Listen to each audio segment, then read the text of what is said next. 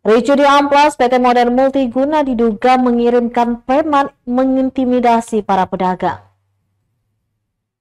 Kericuhan tak terelakkan saat sejumlah orang yang mengaku petugas keamanan dari PT Modern Multiguna menghalau para pedagang Ambon Plaza atau Amplas yang hendak membuka pintu kios.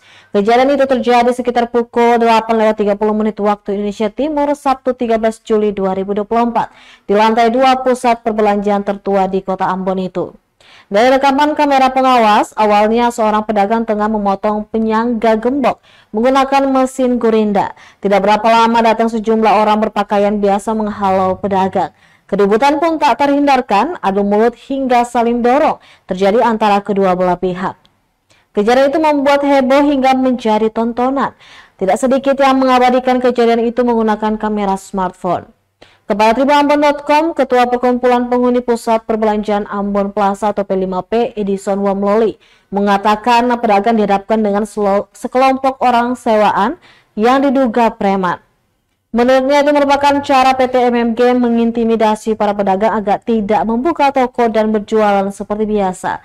Padahal kios tersebut adalah sah milik para pedagang karena telah mengantongi sertifikat hak milik atau SHM.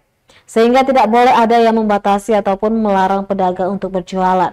Tindakan PT MMG mengembok hingga menghalau pedagang adalah perbuatan melawan hukum. Lanjutnya, PT MMG merasa berhak atas puluhan kios di Amplas, maka seharusnya membawa persoalan itu karena hukum bukan malah mengintimidasi pedagang. Dia pun berharap aparat kepolisian juga bertindak tegas kepada siapapun yang melakukan perbuatan pidana dalam polemik di Amplas.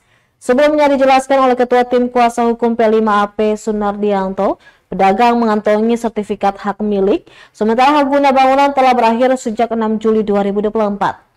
Artinya PT MMG tidak memiliki hak apapun atas semua unit kios yang mengantongi SMH.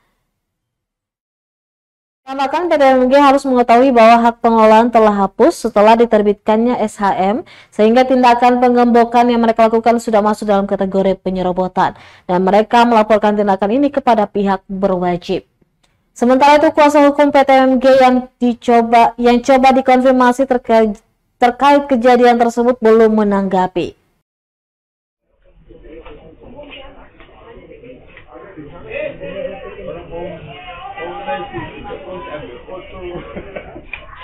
Bapak, habis pulang pinjam.